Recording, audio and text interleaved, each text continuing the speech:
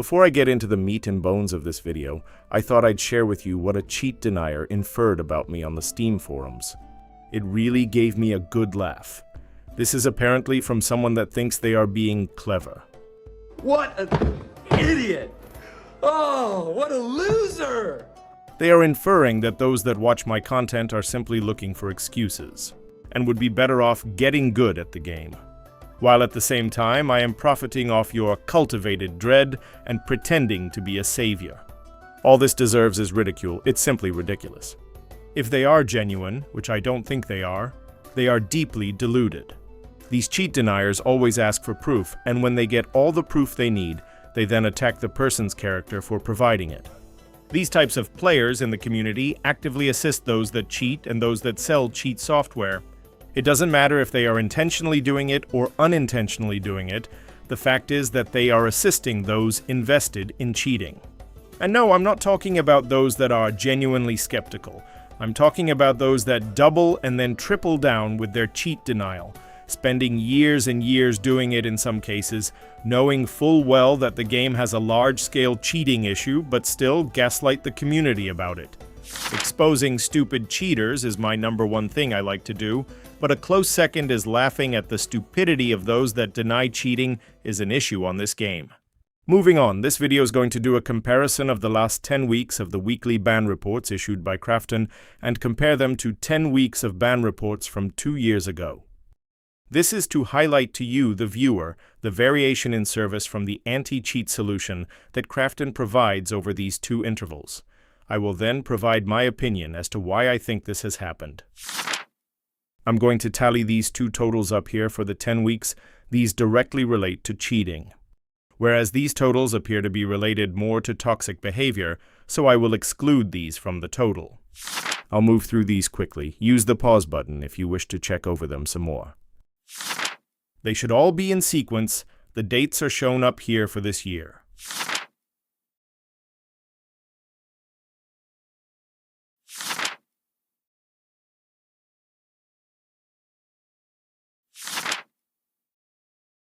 Hang in here, I'm building up to my point.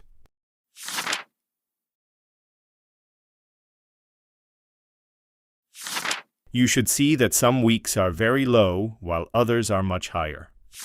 A 10-week view should be enough to get a good idea as to how the anti-cheat has been working this year.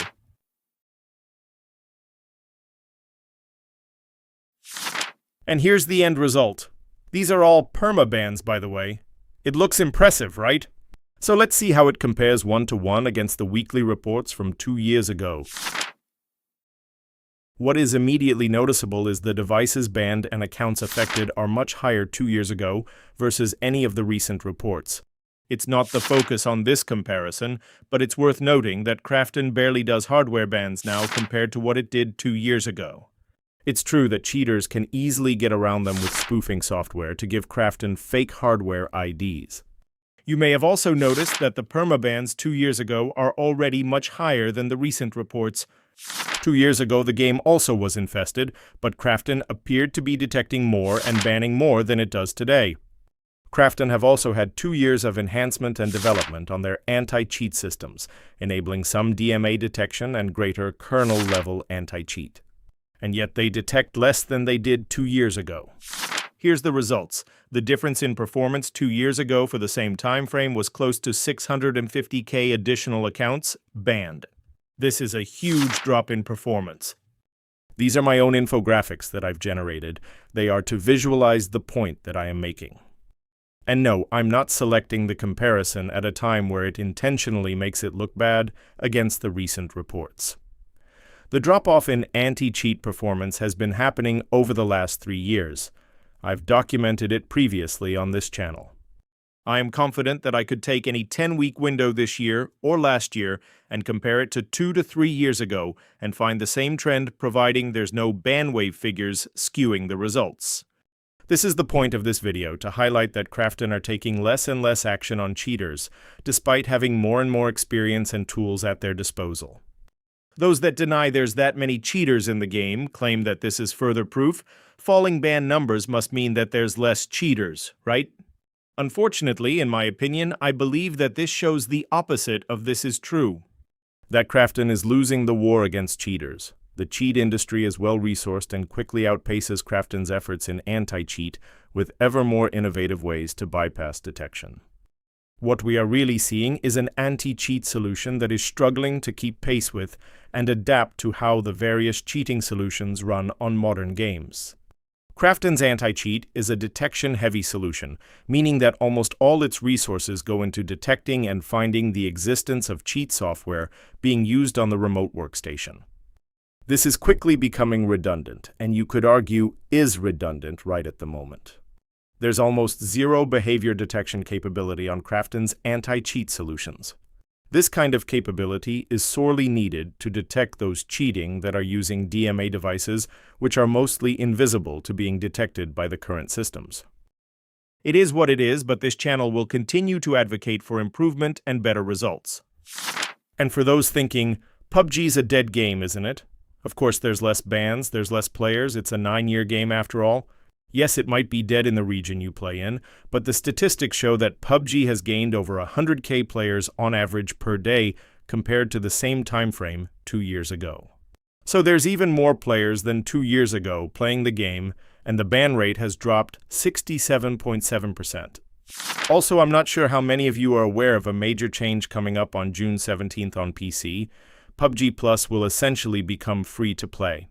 This is bad news for those that value fair play, as it's not hard to predict what will happen due to this. Ranked mode in particular will bear the brunt of this. It's already the most infested mode in PUBG, but this is like throwing oil onto a fire. Expect loads more botted accounts farming survivor level and battle points in the game as well. It's not all bad news. Maybe North America's ranked scene will be viable once more. Still, the integrity of all ranked matches will get further compromised due to this change. Then there's those account sellers that acquired a large amount of PUBG Plus accounts, which are just like a normal free-to-play account now. If this inventory figure is accurate, that's going to hurt. This one's even more exposed to this change. There's thousands and thousands of sellers selling PUBG Plus accounts. They will all lose money on these legacy PUBG Plus keys they have. There's no point in these anymore, unless they still award the G-coins retrospectively. These account sellers often have their fingers in many pies, though, so they'll likely just shrug this off. I went to considerable effort to ensure every claim is grounded in accurate, verifiable information, backed by sources, because this isn't about opinion, it's about reality. I'm simply shining a light on what's already there, and the only effective response to cheating and its excuses is to confront it with facts. If you appreciate my efforts in this, please give the video a like and consider subscribing to the channel if you haven't already done so. Most of the content on my channel comes from you, the members of the PUBG community that value fair play and despise those that cheat, especially those that seem to get away with it. Through this channel, united, we have a greater chance of making a difference and having our voices heard. Krafton tracks customer sentiment by monitoring social media like YouTube comments. Leave them a comment below on your thoughts as to how well you think they are doing in their battle against cheating and how well their anti-cheat systems are performing in detecting cheaters. I think it will make some interesting sentiment analysis for them.